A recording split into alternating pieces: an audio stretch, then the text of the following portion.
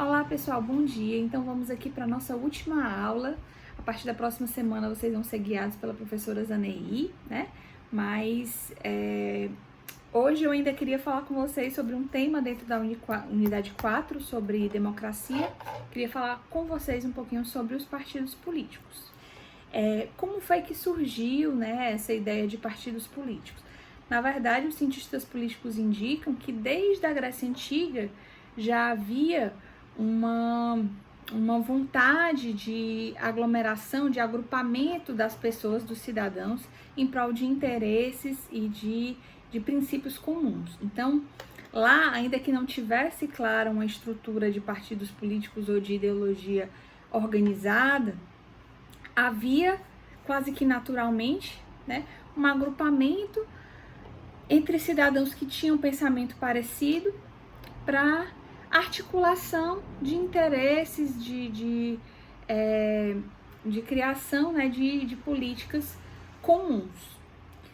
Mas em termos de estrutura formal, né, participando, sendo um agrupamento formal instituído e reconhecido pelo Estado, se indica que foi apenas no século XIX, na segunda metade do século XIX, mais ou menos em 1860, tá certo? Na Inglaterra, que realmente houve a instituição de partidos políticos como instituições formais reconhecidas pelo Estado, organizadas e bem estruturadas de contribuição para a alternância de poder, tá certo? Então, veja que desde a Grécia Antiga haviam esses agrupamentos, mas de modo meio que natural e informal, entre cidadãos que tinham pensamentos políticos parecidos e interesses comuns a realizar, e que durante um longo período da história assim permaneceu, né? Também em Roma, também na época medieval, havia esses agrupamentos, mas de modo informal, né? De modo não estruturado, não organizado.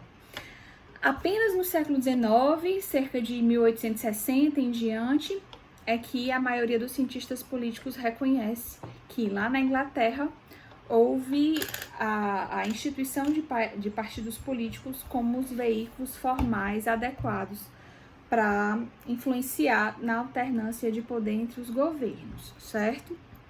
E aí, gente, em relação aos sistemas de partidos, né, os sistemas partidários, existe o chamado sistema partidário único, que são aqueles estados que apenas legitimam e legalizam um partido político, e em tese é dentro desse partido político que acontecem as discussões de ideias e ideologias diferentes, mas na prática a gente sabe que os estados que adotam um partido político único, eles são partidos adeptos do autoritarismo, já que dentro desse partido político único existem princípios rígidos e uma tendência, né, de uma imutabilidade de linha de pensamento, de autoritarismo, e de se há alguma divergência interna entre o partido, é uma divergência de certa forma consentida, né, e que elas perpassam apenas temas de não tão relevantes, né, que seriam apenas temas assim, digamos assim, de importância secundária. Os partidos políticos unitários ou sistemas de partidos unitários são tipicamente de estados autoritários, porque impede, né, alguma participação de oposição, alguma divergência de opinião efetiva. Então a gente tem como exemplo a China, Cuba, Vietnã, Coreia também, tá certo? Como estados que adotam partidos políticos unitários. A gente tem o bipartidarismo também como um outro sistema partidário, e aí no bipartidarismo, é claro, né? Existem dois partidos políticos de linhas, de correntes ideológicas opostas. Nos Estados Unidos e na Inglaterra funciona dessa forma. Aqui no Brasil, na época da ditadura militar, até tinha a instituição do bipartidarismo, Arena e MDB, mas era meio que apenas para legitimar o regime, porque o MDB, na verdade, ele fazia parte de um partido de oposição consentida, e a qualquer momento, né, depois do AI-5, como eu já falei para vocês, existia a possibilidade de destituição de cargos de parlamentares, de agentes políticos que fossem contrários ao regime. Então, na verdade, o bipartidarismo aqui no Brasil, ele não funcionou em sua forma plena, né? Havia, na verdade, apenas uma oposição consentida ao regime, uma oposição leve, conservadora ainda, e com a possibilidade, né, do governo destituir qualquer agente político, qualquer parlamentar que fosse contrário ao regime. Então, funciona, né, de forma democrática, por exemplo, nos Estados Unidos e na Inglaterra, e se caracteriza por serem países que, historicamente, há duas grandes correntes ideológicas, diversas entre si, que culminaram na criação de 2 partidos políticos, certo? E há ainda o chamado pluripartidarismo, que é adotado aqui no Brasil. Nós temos 35 partidos, tá certo? Registrados no TSE. O partido político, para ser válido, ele precisa ter cumprir uma série de requisitos que vocês vão estudar em direito eleitoral, e precisa ter registro no TSE.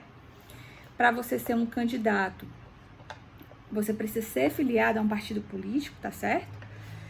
E a ideia do pluripartidarismo é a possibilidade de diversas correntes, né, dentro de um mesmo grande grupo, né? Então, nós temos normalmente no bipartidarismo um partido de esquerda e um partido de direita, mas dentro da esquerda a gente sabe que existem várias subdivisões, e dentro da direita a gente também tem várias subdivisões, várias correntes, desde a mais perto do centro, a mais extrema, a extrema direita, ou a extrema esquerda.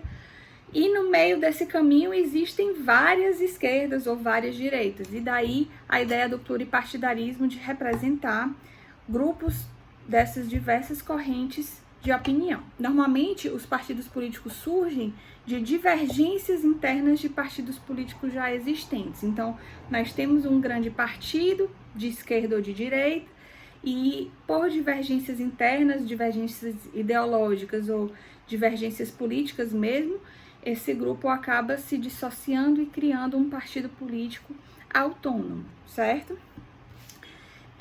Existe a vantagem de você poder ser representado por aquilo que você realmente acredita, né? Você não está restrito a apenas um ou outro partido, como no bipartidarismo, mas existem alguns pontos negativos, por exemplo, a dificuldade do cidadão saber a ideologia daquele partido, ou os partidos normalmente aqui no Brasil trocam muito de nome, e eles acabam fazendo alianças com partidos que seriam em tese de ideologias distintas. Então acaba criando uma confusão a existência de muitos partidos em excesso, certo?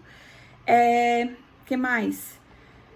Existe também a possibilidade de uma excessiva divisão do eleitorado, né? E aí a necessidade cada vez maior da formação de coligações, certo? O que são essas coligações? São agrupamentos, reuniões de partidos políticos, normalmente um partido político grande, né? Um partido político de maior força, certo? Com partidos políticos de menor força. E a coligação, ela é uma aliança válida, e que ela vai ser boa tanto para o partido grande quanto para os partidos pequenos, certo? De que forma? Como é que o partido político grande ganha com a coligação? É assim: o partido político grande normalmente tem um candidato para concorrer, por exemplo, às eleições majoritárias, né, de prefeito, de governador ou de presidente. Tem um candidato que é um nome forte, porque é um partido político grande, né, tem força para fazer campanha, e tem políticos conhecidos dentro desse partido, mas sozinho ele não consegue a maioria. E aí ele faz alianças com partidos políticos menores, normalmente de ideologia parecida, né? Da mesma linha ou corrente de pensamento. E esses partidos políticos, cada um com seus poucos votos, né, consegue angariar votos para aquele candidato do partido grande. Então, Por exemplo, para as eleições de prefeito, um partido político X tem um nome bom, certo? E aí vai fazer coligação, aliança com partidos. Um nome bom que eu digo é um nome possível de ganhar, tá certo? Aí ele faz aliança com partidos políticos menores. Esses partidos políticos menores não apresentam candidatura para as eleições de prefeito, por exemplo, e vão apoiar esse candidato X daquele partido grande. Então, aqueles poucos votos que aqueles partidos pequenos têm vão, né, para o candidato do partido grande da coligação. Estão entendendo? Os partidos pequenos podem abrir mão de lançar candidaturas, porque sabem que não vão ganhar mesmo, e vão apoiar aquele partido que vai apresentar a candidatura, normalmente é o partido maior, dentro dessa coligação. E o que é que os partidos políticos pequenos ganham com isso? Vão deixar de apresentar uma candidatura para apoiar um outro partido. Porque se esse partido ganhar, os partidos pequenos ganham, por exemplo, a nomeação de alguns cargos em ministérios, alguns cargos públicos, vão se fortalecendo em outras frentes políticas. Não vão ter chance de conseguir uma eleição majoritária, né, de prefeito, de governador, de presidente, mas eles vão estar no governo formando as bases daquela aliança política ali, por exemplo, nos ministérios ou em outros cargos que sejam de nomeação política, certo? Essa é a base daquele presidencialismo de coalizão que nós já vimos, que se baseia muito fortemente na criação dessas coligações políticas, tá certo? E aí, isso funciona tanto para a esquerda quanto para a direita, né, as coligações. E o detalhe é que desde a partir dessas eleições de 2020 agora, as coligações só vão ser permitidas para as eleições de cargos majoritários, que a gente já viu, que são prefeitos, governadores e presidente da república, tá certo?